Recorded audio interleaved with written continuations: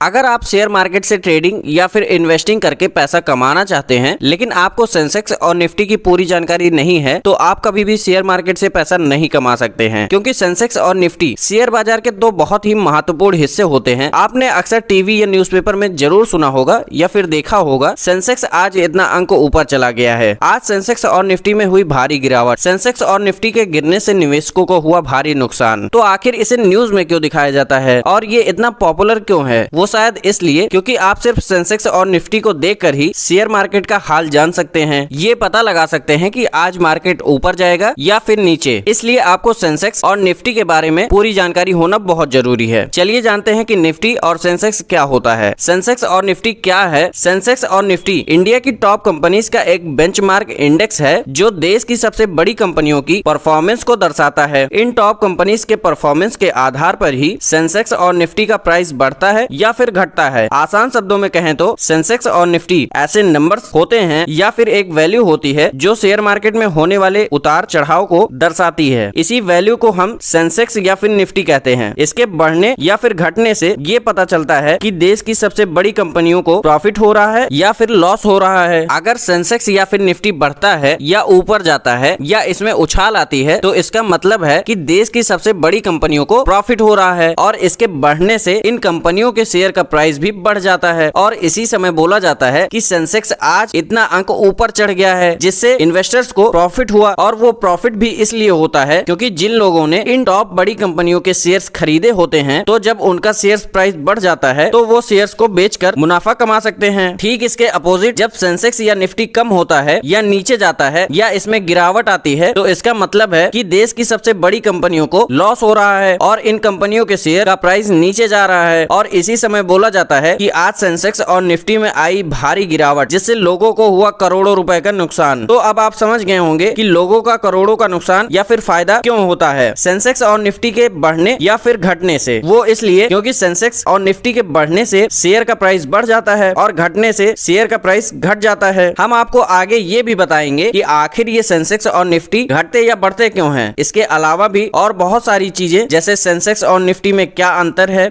Sensex और Nifty में तेजी और गिरावट क्यों आती है, सेंसेक्स और निफ्टी काम कैसे करता है, निफ्टी और सेंसेक्स में कितनी और कौन सी कंपनियां आती हैं, सेंसेक्स और निफ्टी कैसे बनता है और इनकी कैलकुलेशन कैसे करते हैं, क्या एक ही कंपनी बीएसई और एनएसई दोनों में लिस्ट हो सकती है। आज की वीडियो में बस इतना ही।